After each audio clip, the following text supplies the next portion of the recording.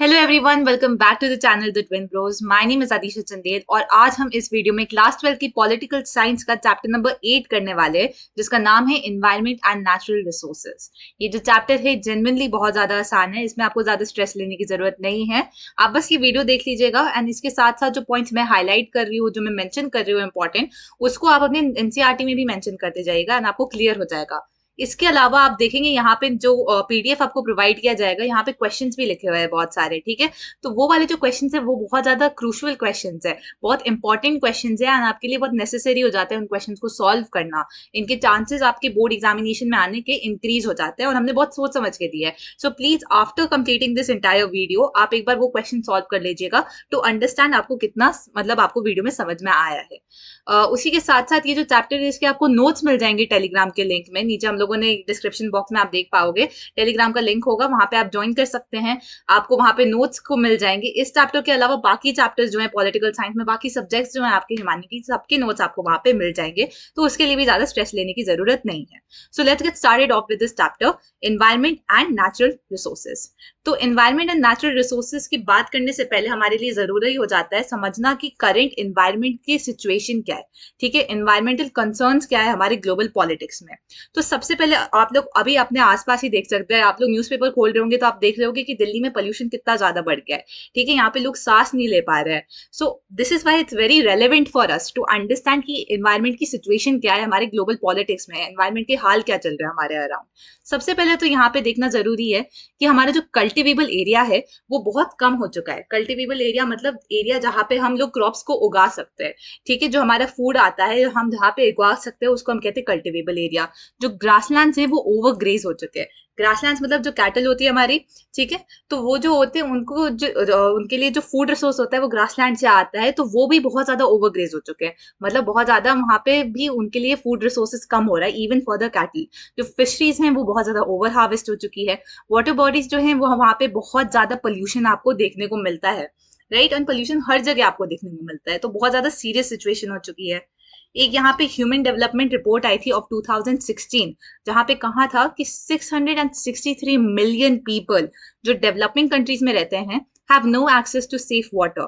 Safe drinking water का access नहीं है 663 मिलियन पीपल को इन डेवलपिंग नेशंस। उसी के साथ साथ 2.4 billion people have no access to sanitation, ठीक है। इन सब चीजों के वजह से more than 3 million children die every year.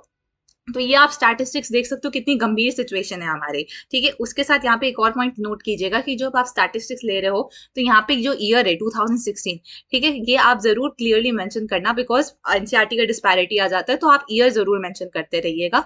उसके साथ ये जो डेटा है अगर आपसे याद हो जाएगा तो वेरी वेल एंड गुड, क्योंकि ये आपको प्लस पॉइंट हो सकता है आपके एग्जामिनेशन के टाइम पे।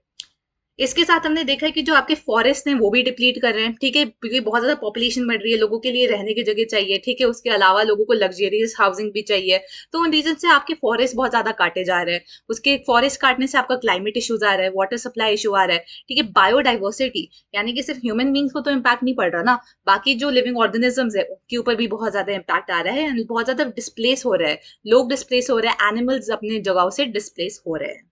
इसके साथ हमने देखा है कि ओजोन लेयर का इशू आपने पढ़ रखा होगा, हमेशा बचपन से पढ़ते आ रहे हैं। जो ओजोन है अर्थ के स्ट्रेटोस्फेयर में वो डिप्लीट हो रहा है, तो वो जब डिप्लीट होता है तो अल्ट्रावायलेट रेज जो आती है वो आपको आ सकती है, कैंसर कॉज कर सकती है, ठीक है। हमारे पूरे बायोडाइवर्सिटी को एक बहुत बड़ा थ्रेट आ जाता है उसकी वजह से। उसके साथ साथ कोस्टल पोल्यूशन बढ़ रहा है। कोस्टल पोल्यूशन मतलब कि पोल्यूशन जो कोस्टल एरियाज के अराउंड होता है वो वाला पोल्यूशन बढ़ता जा रहा है। तो यहाँ से मतलब देख सकते हैं कि बहुत ही ज्यादा गंभीर सिचुएशन हो चुकी है। बट अब से आप लोग इसमें बहुत सारे लोग होंगे जो हमको पूछ रहे होंगे कि यार ये तो ज्योग्राफी का है ना, ये ज्योग्राफी का सिलेबस हम लोग पॉलिटिकल साइंस में क्यों पढ़ रहे हैं? पॉलिटिकल साइंस में तो हम गवर्नमेंट के बारे में पढ़ते हैं, राइट्स के बारे में पढ़ते हैं, हम इन्वायरमेंट के बारे में क्यों पढ़ रहे हैं? पर आप अगर इसके बारे में सोचोगे, ठीक है, हम सोचोगे कि जो इन्वायरमेंटल इश्यूज है, फॉर एग्जांपल अर्थ है, अभी ग्लोबल वार्मिंग चल रही है, ग्लोबल वार्मिंग के चक्कर में बहुत सारे रिसोर्सेज जो है आपके वो रिसोर्सेज खत्म हो जाएंगे। रिसोर्सेज खत्म हो जाएंगे तो जो लोग हैं उनके पास रिसोर्सेज नहीं मिल पाएंगे, लोग एक मिनिमम लिविंग स्टैंडर्ड को अचीव नहीं कर पाएंगे। इकोनॉमी आपकी डिस्टर्ब हो जाएगी, क्योंकि इकोनॉमी तो आपका सप्लाई और डिमांड का चेन ही चलाता है। अगर आपका जो सप्लाई है वो कम होता जाएगा, डिमांड ऊपर जाएगा, तो इकोनॉमी में डिस्पैरिटी आ जाएगी। तो ये जो इकोनॉमी में डिस्पैरिटी है, लोगों का सस्टेनेबल लिविंग प्रोवाइड करने का काम होता है, ये सब गवर्नमेंट के हाथ में आता है। तो इसी तरीके से हम कह सकते हैं जो इन्वायरमेंटल इश्यूज है वो भी गवर्नमेंट के हाथ में ही आते हैं, बहुत ज्यादा नेसेसरी हो जाते हैं हमें पढ़ने के लिए। इसके अलावा हम इसे वर्ल्ड पॉलिटिक्स में क्यों पढ़ रहे हैं, हम इसको वर्ल्ड पॉलिटिक्स की किताब में क्यों पढ़ रहे हैं? हम इसलिए वर्ल्ड पॉलिटिक्स की किताब में पढ़ रहे हैं बिकॉज ये जो इश्यूज होते हैं एनवायरमेंट से पर्टेनिंग, ये ऐसे इश्यूज नहीं होते कि जो सिर्फ एक कंट्री ने सॉल्व कर लिया खत्म हो गया, कि यूएसए ने बोला कि चलो कुछ नहीं होता मैं सॉल्व कर लेता हूँ सबके लिए और हो गया खत्म। नहीं, सारी कंट्रीज एक साथ मिलके इन इश्यूज को सॉल्व कर सकती है। फॉर एग्जाम्पल डिफॉरेस्टेशन ले लीजिए, ठीक है, ग्लोबल वार्मिंग ले लीजिए। अगर चाइना से मतलब चाइना के अंदर बहुत ज्यादा फैक्ट्रीज आउटलेट खुल जाते हैं, पोल्यूशन बढ़ जाता है, तो आपको नहीं लगता कि इंडिया में भी वो पोल्यूशन आएगा? इंडिया में पोल्यूशन आएगा, पाकिस्तान तक पोल्यूशन जाएगा, इसे कर करके पूरी दुनिया में स्प्रेड होएगा, राइट? तो इसलिए we are all in this together and तभी हम इसको वर्ल्ड पॉलिटिक्स के अंदर पढ़ रहे हैं। अब यहाँ पे हम लोग शुरू करेंगे एनवायरमेंटल कंसर्न्स के बारे में। हिस्टोरिकली हम लोगों ने कब से एनवायरमेंट को सीरियसली लेना शुरू किया? तो 1972 में एक ग्लोबल थिंक टैंक था जिसका नाम था the club of Rome. The club of Rome करके ग्लोबल थिंक टैंक मतलब जो पॉलिसीज के बारे में सोचते हैं कि कौन सी पॉलिसीज बन सकती हैं, और उन्होंने एक बुक निकाली जिसका नाम था लिमिट्स टू ग्रोथ। तो ये जो बुक थी लिमिट्स टू ग्रोथ, इसका बेसिक पर्सपेक्टिव क्या था, इसका बेसिक पॉइंट ऑफ व्यू क्या था? इसका बेसिक पॉइंट ऑफ व्यू था ये चीज बता रहा था कि जो हमारी जो पॉपुलेशन है वो बहुत ज्यादा फास्ट रेट पे ग्रो कर रही है, पॉपुलेशन बहुत फास्ट ग्रो कर रही है, पर जो रिसोर्सेस हमारे पास हैं अर्थ के पास वो डिप्लीट करे जा रहे हैं, क्योंकि सबसे पहले तो हम लोग बहुत ज्यादा फटाफट उसे कंज्यूम कर रहे हैं, उसके अलावा हम लोग उसके देखभाल नहीं कर पा रहे अच्छे से। तो इस रीजन से जो आने वाली जनरेशन है या फ्यूचर जनरेशन है उनके पास ज्यादा रिसोर्सेज नहीं होंगे, बहुत बड़े थ्रेट में डाल रहे हैं। तो इसके बाद यूनाइटेड नेशंस जैसी बहुत सारी इंटरनेशनल ऑर्गेनाइजेशन, इंटरनेशनल एनजीओज ने कॉन्फ्रेंसेस होल्ड करना शुरू किया, स्टडीज को होल्ड करना शुरू किया टू अंडरस्टैंड कि हम क्या कर सकते हैं इस सिचुएशन को टालने के लिए, इस सिचुएशन को कंप्लीटली इरेडिकेट करने के लिए, एनवायरमेंट को बचाने के लिए, ठीक है। तो उन्हीं में से सबसे इंपॉर्टेंट कॉर्नरस्टोन, सबसे ज्यादा इंपॉर्टेंट जो एक कॉन्फ्रेंस था वो था हमारे रियो द जेनेरो का कॉन्फ्रेंस, जो हेल्ड किया था जून 1992 में। और ये कॉन्फ्रेंस का नाम क्या था? इसको हम कह सकते हैं अर्थ समिट, ठीक है। इसके अलावा इसको ऑफिशियल नेम है इसका United Nations conference on environment and development, ठीक है। तो ये जो अर्थ समिट था, यहाँ पे 170 स्टेट्स आए थे, 170 नेशंस, ठीक है। बहुत हजारों में एनजीओज आए थे, काफी सारे मल्टीनेशनल ऑर्गेनाइजेशंस भी आए थे और डिस्कस करने आए थे अर्थ की सिचुएशन के बारे में। इससे पहले 5 इयर्स पहले, 5 इयर्स फ्रॉम 1992 हो जाएगा 1987, ब्रंटलैंड रिपोर्ट निकाली गई थी जिसमें आर कॉमन फ्यूचर की बात करी गई थी, ठीक है। ये रिपोर्ट थी जहां पे पहली बार सस्टेनेबल डेवलपमेंट की बात करी गई थी। सस्टेनेबल डेवलपमेंट मतलब ऐसी डेवलपमेंट जो मतलब फ्यूचर जनरेशन को थ्रेट पे नहीं डाल रही है और हमारे डेवलपमेंट भी हो रहा है साथ साथ में। तो ये पहली बार 1987 में बात करी गई थी। तो ये जो रियो द जेनेरो समिट था, यहाँ पे आपको देखने को मिलेगा ग्लोबल नॉर्थ और ग्लोबल साउथ का डिवाइड। अब ग्लोबल नॉर्थ और ग्लोबल साउथ क्या होता है? और जब मैं ग्लोबल नॉर्थ कहती हूँ तो मैं ये उन कंट्रीज की बात नहीं कर रही जो नॉर्दर्न हेमिस्फेयर में आ रहे हैं। जब मैं ग्लोबल साउथ कहती हूँ तो मैं उन कंट्रीज की बात नहीं कर रही जो सदर्न हेमिस्फेयर में आ रहे हैं। ये जो ग्लोबल नॉर्थ वाली कंट्रीज होती है, ये होती है फर्स्ट वर्ल्ड कंट्रीज, ठीक है। डेवलप्ड कंट्रीज जो यूएसए अलाइंड कंट्रीज होती है यूजुअली, ठीक है, वो आपकी आ जाएंगी first world countries and global north के अंडर। तो ये जो कंट्रीज होती है नेसेसरी नहीं है कि ये नॉर्थ में आए, ये साउथ में भी हो सकते हैं, जैसे ऑस्ट्रेलिया, न्यूजीलैंड, काफी हद तक हम उनको ग्लोबल नॉर्थ का पार्ट मानते हैं। इसके साथ साथ ग्लोबल साउथ का ये नेसेसरी मतलब नहीं है कि आप नॉर्दर्न हेमिस्फेयर में आओ। काफी साउथ एशियन कंट्रीज है, काफी मिडिल ईस्टर्न कंट्रीज हैं, जैसे टर्की हो गया, ईरान हो गया, इंडिया भी काफी हद तक हम लोग सेकेंड वर्ल्ड उसमें आ जाते हैं, मतलब सेकेंड वर्ल्ड में नहीं, सॉरी, ग्लोबल साउथ वाले अरीना में आ जाते हैं। एंड उसी रीजन से हमको यहाँ पे डिस्टिंक्शन समझना है, ठीक है। ये डिस्टिंक्शन क्लियर हो गया। अब नॉर्दर्न और सदर्न का रिलेशनशिप क्या था एनवायरमेंट के साथ, वो भी बहुत ज्यादा डिफरेंट था। अब जो आपका नॉर्दर्न स्टेट्स जो थी, ग्लोबल नॉर्थ जो था, ग्लोबल नॉर्थ का क्या था? उनको था कि एनवायरमेंट इशू है, एनवायरमेंट पे काम करते हैं फटाफट।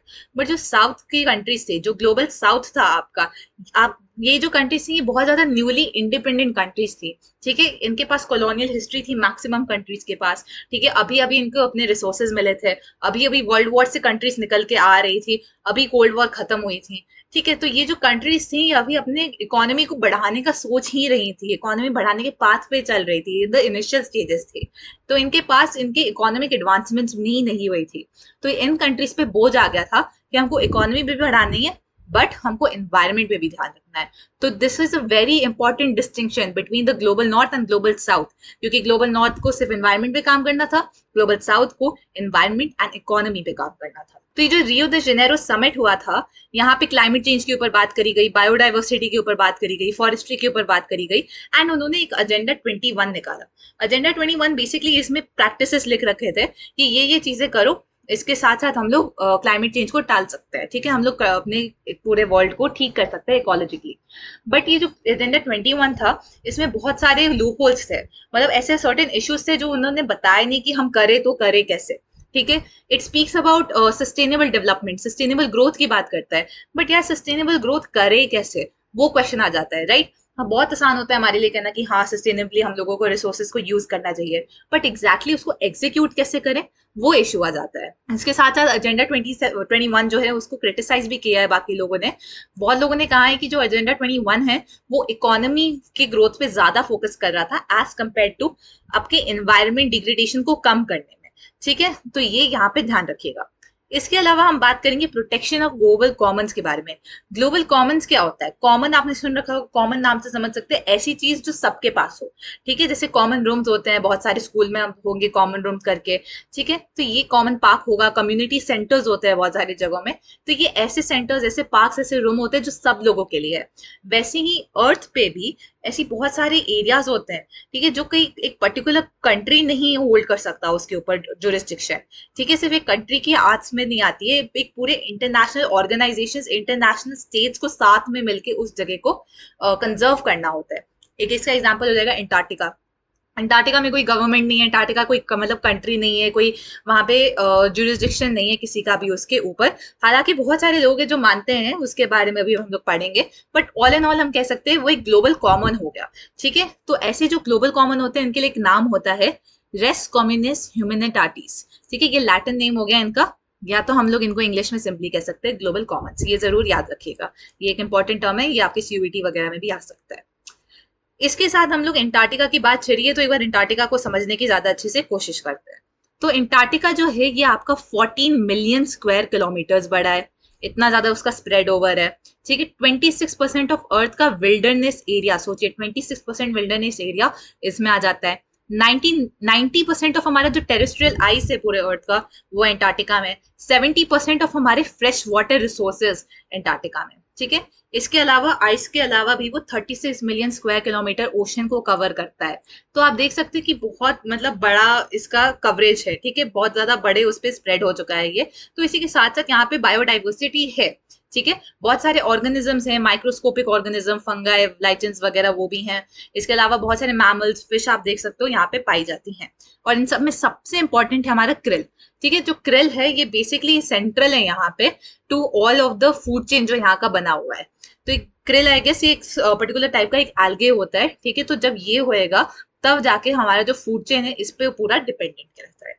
तो ये जो अंटार्कटिका है ये बहुत ही ज्यादा इंपॉर्टेंट रोल प्ले करता है to maintain the climatic equilibrium हमारे पूरे वर्ल्ड का। ये जो डीप आइस कोर्स हैं ये बहुत इंपॉर्टेंट इन्फॉर्मेशन का हमारे को प्रोवाइड करते हैं about green house gases concentration and atmospheric temperature. तो मैं पहले बता रही थी अंटार्कटिका के ऊपर हम लोग रूल कौन करता है, ठीक है, अंटार्कटिका के ऊपर हक किसका है।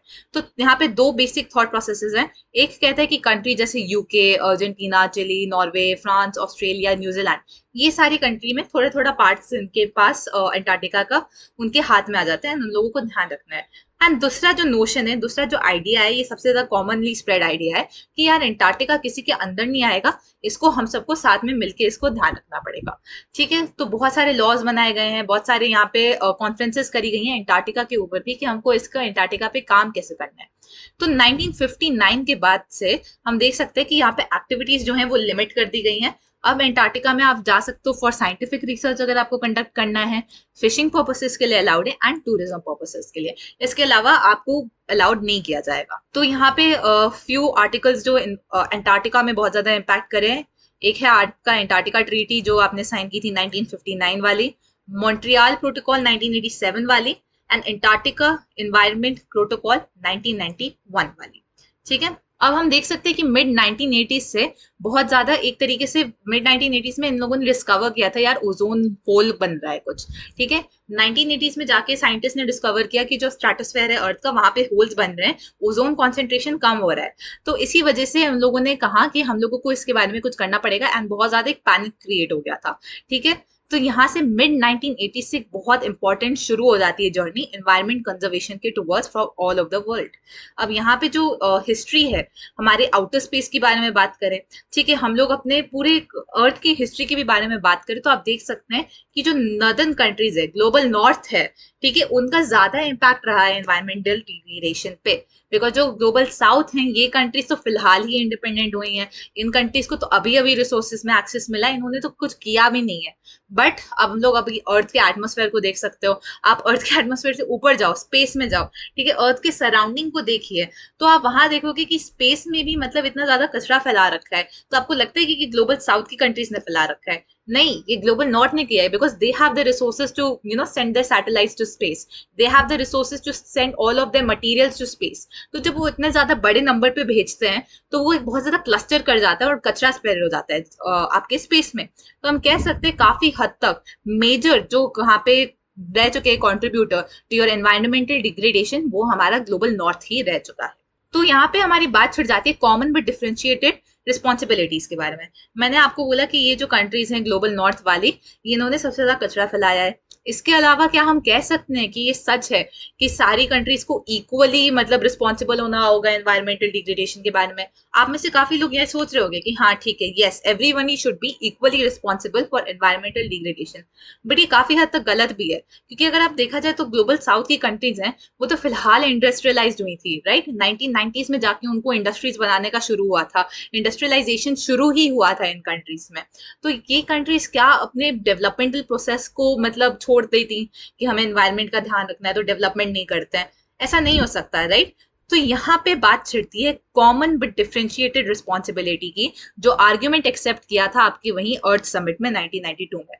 कॉमन बट डिफरेंशिएटेड रिस्पॉन्सिबिलिटी नाम से समझते हैं, एक कॉमन रिस्पॉन्सिबिलिटी है हम सबके पास, हम सारी कंट्रीज के पास एक कॉमन रिस्पॉन्सिबिलिटी है कि हमें एनवायरमेंट को बचाना है। बट ये रिस्पॉन्सिबिलिटी डिफरेंशिएटेड है, यानी कि थोड़ी कंट्रीज को ज्यादा हद तक काम करना पड़ेगा एज कम्पेयर टू बाकी कंट्रीज। तो ग्लोबल नॉर्थ जो है वो ज्यादा उनको कंट्रीब्यूट करना पड़ेगा, इकोनॉमिकली भी फाइनेंशियली भी उनको ज्यादा कंट्रीब्यूट करना पड़ेगा as compare to global south, because उनकी इकोनॉमी बन चुकी है, अभी ग्लोबल साउथ की बारी है। तो this is what common but differentiated responsibility essentially means. इसी के साथ साथ 1992 में यूएनएफसीसीसी हुआ था, जिसका नाम है United nation framework convention on climate change, ठीक है। इसने भी इसी चीज के बारे में बात करी थी कि हाँ इक्विटी के बेसिस पे हम लोगों को रिस्पॉन्सिबिलिटी को डिवाइड करना पड़ेगा। तो ये कन्वेंशन था, उसने कहा कि लार्जेस्ट शेयर हम लोगों के जो रह चुका है एनवायरमेंटल डिग्रेडेशन का वो ग्लोबल नॉर्थ से वजह से हुआ है। इन्होंने ये भी कहा था कि हाँ जो पर कैपिटा आपका एमिशन होता है गैसेस का, पर कैपिटा मतलब कि एक इंसान से हम लोग अगर कह सकते हैं कंट्री का, वो एमिशन ग्लोबल साउथ में कम है as compare to global north में, ठीक है। तो इन्हीं सब रीजंस की वजह से country like China and India, ठीक है, एंड बाकी जो डेवलपिंग कंट्रीज भी हैं, इनको एग्जेम्प्ट कर दिया था from Kyoto protocol. Kyoto protocol जो था वो था बेसिकली एक प्रोटोकॉल जहां पे उन्होंने कहा था कि ग्रीन हाउस गैस का एमिशन है उसको हमको कट करना पड़ेगा, कम करना पड़ेगा। तो चाइना और इंडिया को इससे हम लोगों ने एग्जेम्प्ट कर दिया था कि ठीक है, हमें समझ में आता है कि आप इंडस्ट्रियलाइज कंट्रीज हो अभी, तो अभी आप लोगों को इंडस्ट्रियलाइजेशन आपका शुरू ही हो रहा है, फॉर दैट रीजन आपको इसमें ज्यादा उसमें करने की जरूरत नहीं पड़ेगी। But for the other countries उन लोगों ने massively green house gas emission को कट डाउन किया। तो ये जो कियोटो प्रोटोकॉल था ये 1997 में साइन किया गया था कियोटो सिटी जो है जापान में, based on the principles of UNFCCC, जिसके बारे में हमने बात की पहले। अब हम बात करते हैं कॉमन प्रॉपर्टी रिसोर्सेज की। कॉमन प्रॉपर्टी रिसोर्सेज जो होते हैं represent common property of the group. आप देखोगे कि बहुत बार क्या होता है, आपने बहुत सारे न्यूज आर्टिकल्स भी पढ़े होंगे, इंडिया में जो स्पेसिफिक विलेजेस होते हैं, ठीक है, जैसे कि एक नॉट मेघालय में एक विलेज है जहाँ पे वो लोग ना सब लोग साथ में मिलकर सफाई करते हैं, it's one of the cleanest villages in पूरा एशिया, ठीक है। तो ये जो रिस्पॉन्सिबिलिटी आ जाती है कॉमन प्रॉपर्टी के ऊपर, इसके बारे में हम लोग बात करेंगे। कभी कभी क्या होता है, बहुत सारे लोग जैसे for example the tribal communities, ठीक है, कम्युनिटीज जो रूरल इंडिया में रहती हैं वो बहुत ज्यादा अटैच्ड होती है अपने नेचर के साथ, तो वो नेचर को प्रोटेक्ट करने में बहुत ज्यादा काम लगाती है। वो लोग गवर्नमेंट की जो इंटेंशन होते हैं उससे डिफरेंट होता है, इवन तो गवर्नमेंट एंड ये जो कॉमन मतलब ये यूनिट्स हैं, ये ग्रुप्स हैं, इन लोगों को काम सेम है कि हमको एनवायरमेंट को बचाना है, बट इनका मकसद डिफरेंट है। क्यों हम लोगों को बचाना है वो डिफरेंट हो जाता है, ठीक है। गवर्नमेंट को इसलिए बचाना है बिकॉज उसको सप्लाई डिमांड को इक्विटेबल रखना है, इनको बचाना है बिकॉज ये हार्ट टू हार्ट कनेक्टेड होते हैं नेचर से। तो इसका एक एग्जाम्पल है हमारा सेक्रेड ग्रोव्स जो है इंडिया में उगते हैं। तो इंडिया में बहुत सारे ट्रेडिशंस होते हैं, ट्राइबल ट्रेडिशंस, ठीक है, हिंदुइज्म भी हो गया। यहाँ पे जो सेक्रेड ग्रोव्स होते हैं इनको बहुत ज्यादा माना जाता है, सेक्रेड ग्रोव्स नाम से ही, राइट। तो वो ग्रोव्स होते हैं, इनको इतना सेक्रेड माना जाता है, पूजा पाठ में होते हैं, रिचुअल्स होते हैं जो आपके, उसमें इनको इन्वॉल्व किया जाता है। तो इस रीजन से बहुत सारी कम्युनिटीज होती हैं वो खुद अपने ऊपर ले लेती हैं कि हमको इन ग्रोव्स को प्रोटेक्ट करना है, ठीक है। क्यों प्रोटेक्ट करना है? Because they are connected to it, not because वो पूरा इकोनॉमी वगैरह एकदम मटीरियलिस्टिक डिजायर से चल रहे, नहीं, but because they feel a connection to it, they feel a responsibility कि as a community we need to save these, conserve these resources. But यहाँ पे भी बहुत ज्यादा दिक्कत आ जाती है क्योंकि आजकल आपके ह्यूमन सेटलमेंट्स हो गए हैं, वो घुसे जा रहे हैं, ग्रोव्स भी जो है वो नंबर में कम होते जा रहे हैं उसी सब चीजें की वजह से। एंड इनको मैनेज करने में इशू आ जाते हैं बिकॉज अगेन मैंने आपको कहा कि गवर्नमेंट जो है उसका मतलब डिफरेंट मोटिव से वो काम कर रही है और कम्युनिटी डिफरेंट मोटिव से काम कर रही है, तो बहुत सारी पॉलिसीज होती हैं, ठीक है, और बहुत सारे मोटिव्स होते हैं जो डिफरेंट हो जाते हैं, तो इससे बहुत ज्यादा इशू एक हो जाता है, एक फ्रिक्शन क्रिएट हो जाता है। तो यहाँ पे कॉमन प्रॉपर्टी का बेसिक ये मतलब हो गया। अब इंडिया का स्टैंड क्या है इन्वायरमेंटल इश्यूज पे, उसकी बात करते हैं। जो 1997 का कियोटो प्रोटोकॉल की हम लोग बात कर रहे थे, इंडिया ने इस प्रोटोकॉल को साइन किया in the year August of 2002, ठीक है, अगस्त 2002 में इंडिया ने इसको साइन करा गया।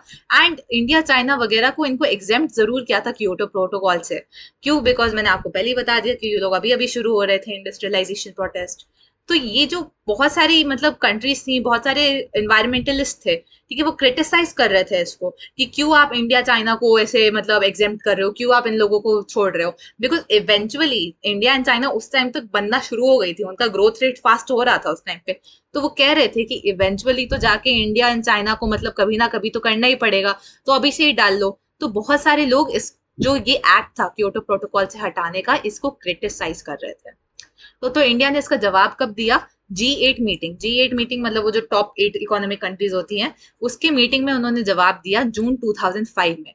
उन्होंने कहा यार हमारा जो पर कैपिटा एमिशन रेट है, ठीक है, मतलब हर इंसान से जो ग्रीन हाउस गैस एमिट हो रही है वो तो बहुत कम है एज कम्पेयर टू मतलब जो आपका ग्लोबल एवरेज है, ठीक है, जो आपके बाहर जो डेवलप्ड कंट्रीज कर रही है उससे तो काफी कम है हम लोगों का। तो आप किस हक से मांग सकते हो हम लोगों से कि क्योटो प्रोटोकॉल में हम लोग फुल एकदम जो डेवलप्ड नेशन रिस्पॉन्सिबिलिटी ले रहे हैं वो वाला रिस्पॉन्सिबिलिटी ले। पर इसका ये मतलब नहीं है कि इंडिया ने कभी एनवायरनमेंट को सीरियसली नहीं लिया, ठीक है, एनवायरनमेंट के लिए हम इंडिया ने हमेशा से बहुत ज्यादा काम किया है। बट ये हमेशा से यूएनएफसीसी के साथ ही खड़ा हो रहा है। उसने कहा है कि जो ग्लोबल नॉर्थ है they are more responsible for environmental degradation, and तभी उनको अभी ज्यादा उन लोगों को रिसोर्सेज प्रोवाइड करने पड़ेंगे बिकॉज उनके पास पहले तो रिसोर्सेज ऑलरेडी हैं, बाकी कंट्रीज के पास रिसोर्सेज नहीं है। ऑल्सो बिकॉज उनका स्टेक ज्यादा है ग्लोबल, पूरा वार्मिंग का जो इशू हुआ है उसमें उन लोगों ने ज्यादा कॉन्ट्रीब्यूट किया है। तो इंडिया हमेशा से इसके लिए बहुत फर्मली स्टैंड ले चुका है। इसके अलावा यही यहाँ पे लिखा हुआ है कि ग्लोबल एवरेज जो है आपका 3.8 टन है हमारा 2000 में फॉर मतलब आपका एमिशन जो रहता है। But as far as India is concerned, India का was to rise from 0.9 ton जो आपका है इन 2000, मतलब कि 0.29 टन पर कैपिटा इन 2000 से लेके 1.6 टन पर कैपिटा इन 2030। तो 3.8 टन अगर आपका 2000 में ग्लोबल एवरेज है और हमारा 2030 में जाके 1.6 है, जो उसका आधा से भी कम हो गया, तो मतलब क्या सेंस बना ये, है ना? क्या आप लोग मतलब हम लोगों से पूछ रहे हो कि हम लोग इक्वली जाके अमेरिका वगैरह के तरह हम इसमें काम लें? बट ऐसा नहीं है, इंडिया ने कभी काम ही नहीं किया। इंडिया ने काम जरूर किया है, जैसे नेशनल ऑटो फ्यूल पॉलिसी हो गई, जिसने कहा कि आपको क्लीनर फ्यूल्स यूज करने पड़ेंगे। एनर्जी कंजर्वेशन एक्ट ऑफ 2001, ये सारे ईयर जरूर याद कर लीजिएगा। एनर्जी कंजर्वेशन एक्ट ऑफ 2001 की आपको बेटर एनर्जी को यूज करना है, एनर्जी को एफिशिएंटली यूज करना है। Electricity act of 2003, renewable energy के बारे में, ठीक है। नेशनल मिशन ऑन बायोडीजल हो गया हमारा। इसके साथ साथ 2 अक्टूबर 2016 को हमने पेरिस क्लाइमेट अग्रीमेंट भी साइन करी थी, ठीक है। Paris climate agreement is also again climate change के ऊपर सारे नेशंस वहां पे आके साइन करते हैं। एंड हम लोगों ने ऑब्वियसली हमारे पास इंडिया के पास one of the biggest renewable energy program है पूरे वर्ल्ड के अंदर अंदर।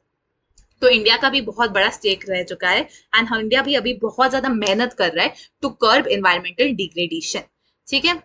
अब हम बात करेंगे एनवायरमेंटल मूवमेंट्स के बारे में। अब हमने बात कर ली गवर्नमेंट ऑफ इंडिया के बारे में। मैंने आपको बता दिया कि गवर्नमेंट ऑफ इंडिया इतना ज्यादा काम कर रही है, बट क्या सिर्फ गवर्नमेंट ऑफ इंडिया ही काम कर रही है? नहीं, नॉट नेसेसरली। बहुत सारे इन्वायरमेंटलिस्ट होते हैं, ठीक है, एक्टिविस्ट होते हैं, बहुत सारे एनजीओज होते हैं, मल्टीनेशनल कॉर्पोरेशंस होते हैं जो साथ में आके काम करते हैं, ठीक है, वो अपने साथ में आते हैं सारे लोग एंड वो पर्टिकुलर इश्यूज पे बात करते हैं बिकॉज उनको लगता है कि स्टेट से सिर्फ नहीं हो पाएगा और उनका बहुत ज्यादा योगदान रहता है इन curbing environmental degradation.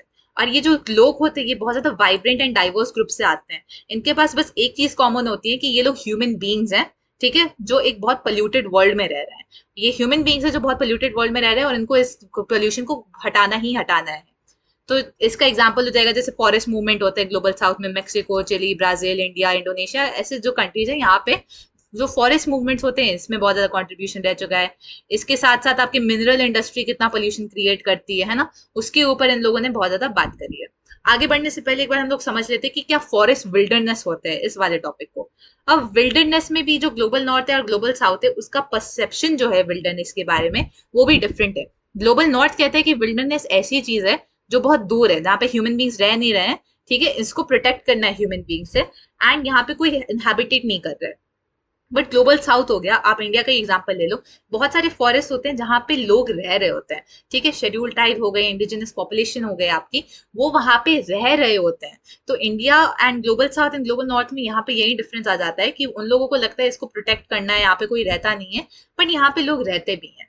But at the end of the day बहुत ज्यादा काम किया है दोनों ने तरफ से अपने, कि हम लोगों को जो हमारे फॉरेस्ट हैं उनको प्रोटेक्ट करना है, ठीक है। कुछ एग्जाम्पल हो गए, फिलीपींस का एग्जाम्पल हो गया यहाँ पे, to protect eagles and other bird preys. India ने बंगाल टाइगर्स के ऊपर बहुत ज्यादा काम किया है। अफ्रीका में आइवरी रेड जो एलिफेंट्स के जो निकलता है उसके बारे में बहुत ज्यादा हम लोगों ने काम कर चुके हैं, ठीक है।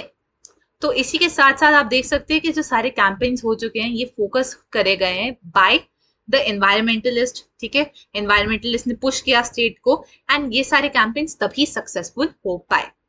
आगे बढ़ते हुए यहाँ पे हम लोग बात करते हैं बाकी एमएनसीज वगैरह के ऊपर, मिनरल इंडस्ट्री पे ही थे हम लोग।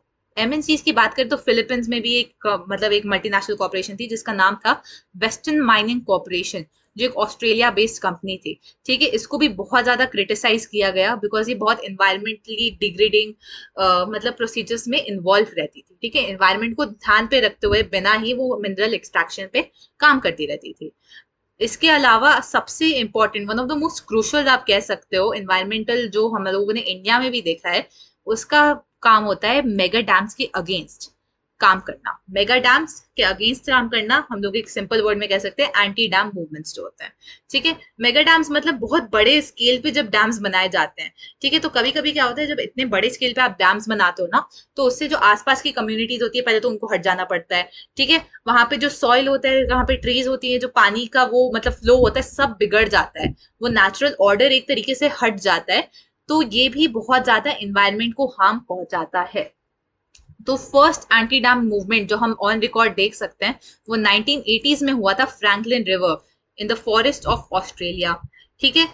यहाँ पे टर्की, थाईलैंड, साउथ अफ्रीका वगैरह में भी हो चुका है एंड इंडिया में ऑब्वियसली सब जानते हैं इस मूवमेंट के बारे में, बचपन से पढ़ता है, नर्मदा बचाओ आंदोलन which was also an anti dam movement, right. तो ये सारे जो मूवमेंट्स होते हैं ये इन्वायरमेंटलिस्ट कर रहे होते हैं, गवर्नमेंट नहीं कर रही होती है, ठीक है। तो यहाँ पे ये ध्यान रखना जरूरी है कि सिर्फ गवर्नमेंट नहीं करती सब कुछ, इन्वायरमेंटलिस्ट भी बहुत ज्यादा कॉन्ट्रीब्यूट करते हैं। अब हम बात करते हैं रिसोर्स जियो पॉलिटिक्स के बारे में। अब रिसोर्स जियो पॉलिटिक्स क्या होता है, आप सब जानते हो कि मतलब जो कंट्रीज जो कॉलोनियल कंट्रीज रह चुकी हैं, ठीक है, इंडिया का ही एग्जाम्पल ले लेते हैं, ये हमारे कंट्री में आई और इन्होंने हमारे रिसोर्सेज लेके भाग गए, ठीक है। ब्रिटेन इंडिया में क्यों इंटरेस्टेड था, क्योंकि इंडिया के पास बहुत सारे रिसोर्सेज थे, हमारी लैंड इतनी डाइवर्स है, हर चीज प्रोवाइड कर सकते हैं हम लोग, राइट। तभी वो इतने टाइम से वहां पे टिका रहा हमारे पास कि उसको रिसोर्सेज चाहिए थे, वरना तो जाने को चला जाता। तो ये जो रिसोर्सेज होते हैं इसके जो ये कॉलोनियल कंट्रीज होती है, अभी भी ग्लोबल नॉर्थ जो है ये बहुत ज्यादा एक्सट्रैक्ट करने में दबी रहती है, इनको हमेशा एक्सट्रैक्ट करने रहते हैं रिसोर्सेज बाकी कंट्रीज से भी। और ये यूजुअली जब एक्सट्रैक्शन का प्रोसेस शुरू होता है ये बहुत अनएथिकल वे में एक्सट्रैक्ट कर रही होती है, ठीक है, अनएथिकल चीजें कर रही होती है, तब जाके इनको वो रिसोर्सेज मिलते हैं। इसका एक एग्जाम्पल हो गया कि जो वर्ल्ड वॉर चल रहा था तो टिम्बर प्रोडक्शन बहुत इंपॉर्टेंट था, ठीक है। तो यूरोपियन पावर्स इसके ऊपर ज्यादा काम कर रही थी। इसके साथ साथ cold war, first second world war, हर जगह पे बहुत ज्यादा मतलब रिसोर्सेज को गैदर करके स्टॉक करके, ठीक है, स्ट्रैटेजिक स्टॉकिंग कह सकते हैं हम एक तरीके से, चल रहा था। ये जो सारे गवर्नमेंट हैं, ये सारी गवर्नमेंट है इन लोगों की कंट्रीज की, ये बहुत ज्यादा रिजिड थी, ठीक है। इन्होंने रिसोर्सेज को बस एक ऐसा देखा कि मटेरियलिस्टिक गेन के पर्सपेक्टिव से देखा। इन्होंने देखा कि हमें रिसोर्सेज मिलेंगे, इकोनॉमी बढ़ेगी हमारी। उन्होंने कभी ये नहीं सोचा कि ये अर्थ से आ रहा है, लोगों का क्या होगा जहां से हम रिसोर्सेज छीन रहे हैं, ठीक है। तो ये हमेशा जो ग्लोबल नॉर्थ है बहुत रिजिड रहा है अपने परसेप्शन के ऊपर। तो इन लोगों ने सबसे बड़े, आप देख सकते हो जो वॉर हो चुकी है जहाँ पे रीजन में, वो है गल्फ, ठीक है। एंड यूजुअली किस चीज के ऊपर होती है? ऑयल के ऊपर होती है। यूएसए ने मतलब बर्बाद कंट्री कर दी है यहाँ पे कंट्रीज, ये देख सकते हैं आप न्यू कॉलोनियलिज्म का ये जो बनाया हुआ है कार्टून, ठीक है। ये किसके ऊपर है? ये यूएसए के ऊपर ही है कि यहाँ पे वो आया इन कंट्री से रिसोर्सेज लेने के लिए, रिसोर्सेज ले गया, कंट्री को बर्बाद करके चला गया, ठीक है। तो यहाँ पे बेसिकली यही देखने को बताया है, ये कार्टून भी यही कह रहा है कि ये जो बहुत ज्यादा ग्लोबल नॉर्थ की कंट्रीज होती है, डेवलप्ड नेशंस होती हैं, इनको ये आपकी जो इकोनॉमी पे फोकस रहता है इन लोगों का, इनको आपकी रिसोर्सेज जो है एनवायरमेंट से कैसे कनेक्टेड है उस पर ज्यादा ये ध्यान नहीं देते हैं। तो सऊदी अरेबिया का यहाँ पे एग्जाम्पल दिया हुआ है कि कितना ज्यादा उनके पास मतलब रिजर्व्स पड़े हुए हैं। गल्फ के पास 30% ऑफ पूरे ग्लोबल ऑयल प्रोडक्शन आता है, 64% ऑफ रिजर्व्स आता है। तो बहुत एक क्रूशियल एरिया हो जाता है। तभी मिडल ईस्ट में इतना ज्यादा इशू होता है और तभी सारी कंट्रीज इतना मतलब उसको फ्रीक्वेंटली देखती है, ठीक है। तभी सारी कंट्रीज को इतना ज्यादा इंटरेस्ट होता है कि वहां पे हो क्या रहा है। क्योंकि अगर मिडल ईस्ट में कोई इशू आया, अगर कोई कंट्रीज वहां पे लड़ गई, तो बाकी पूरी कंट्रीज को भी बहुत ज्यादा इंपैक्ट पड़ेगा, क्योंकि ऑयल प्रोडक्शन जो है, ऑयल सप्लाई जो है वो रुक सकता है, ठीक है, वो हैम्पर हो सकता है। ऑयल के अलावा नेक्स्ट चीज कौन सी है जो बहुत ज्यादा क्रूशियल रिसोर्स है हमारे पास? वाटर, ठीक है। कितने सारे लोग हैं जिन्होंने ऑलरेडी प्रिडिक्ट कर रखा है कि वाटर के ऊपर फाइट होएगी। तो वाटर भी एक तरीके से बहुत इंपॉर्टेंट रिसोर्स हो जाता है। ये आप देख सकते हो, ये बेसिकली एक बहुत सेटारिकल वे में उन्होंने दिखाया है कि कैसे मतलब डिफरेंट लोग जो साथ में आके काम करते हैं इन गल्फ के रीजन में ऑयल प्रोडक्शन वगैरह में, आप जरूर पढ़ सकते हैं, बहुत फैसिनेटिंग है। अब यहाँ पे पानी की ही बात कर रहे थे, तो पानी के लेके भी बहुत लड़ाइयाँ होती है। कंट्रीज छोड़ो, आप देख सकते हो आपके स्टेट्स के बीच में भी बहुत ज्यादा लड़ाइयाँ हो जाती है, ठीक है। तो कंट्रीज के बीच में तो और बहुत ज्यादा हद तक होगी। आप लोगों ने पढ़ रखा होगा कि इंडिया बांग्लादेश, इंडिया नेपाल वगैरह के बीच में बहुत ज्यादा लड़ाइयाँ होती है, मतलब डिप्लोमेटिक लड़ाइयाँ अबाउट वाटर शेयरिंग, ठीक है।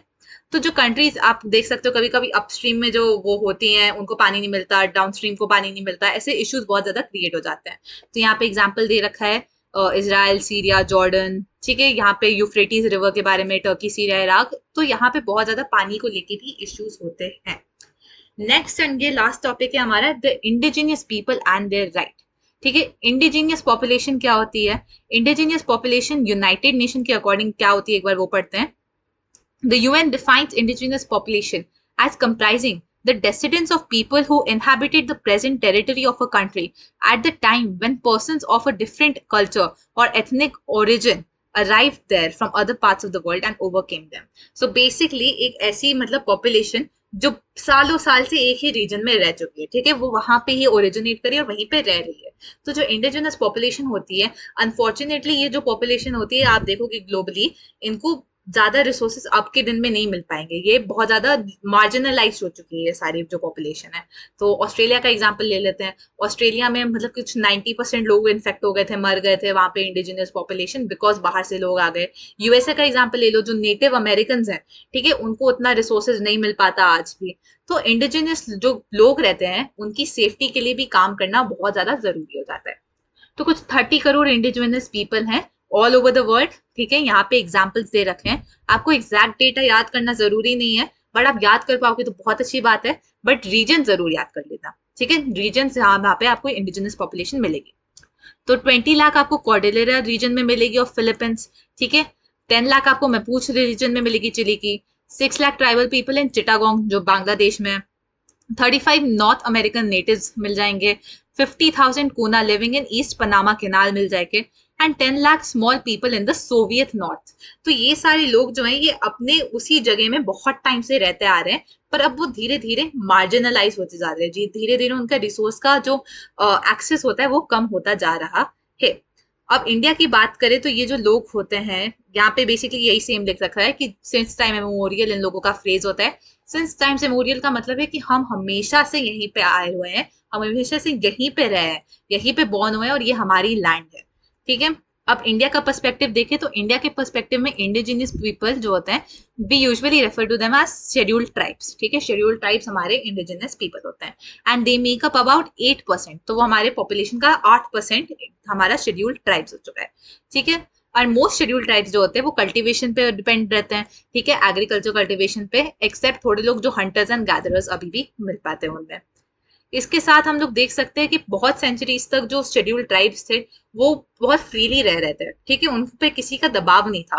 बट जब से ब्रिटिश आए, ठीक है, क्योंकि ब्रिटिश अगेन मैंने आपको जैसे बताया उनको सिर्फ रिसोर्सेज चाहिए थे इंडिया से, तो जब से ही ब्रिटिश आए उन्होंने यहाँ पे फॉरेस्ट में भी दबाव देना शुरू कर दिया, इंटरफेयर करना शुरू कर दिया, दखल अंदाजी शुरू कर दी, एंड शेड्यूल्ड ट्राइब्स के जो लोग थे उनको सब्जेक्ट कर दिया to outside forces for first time in so many years. वरना कितने टाइम से वो खुद ही अपना फ्रीली रह रहे थे, बट ब्रिटिश के आने के बाद से वो उनको मतलब सब्जेक्ट बना दिया गया था टू आउटसाइड फोर्सेस।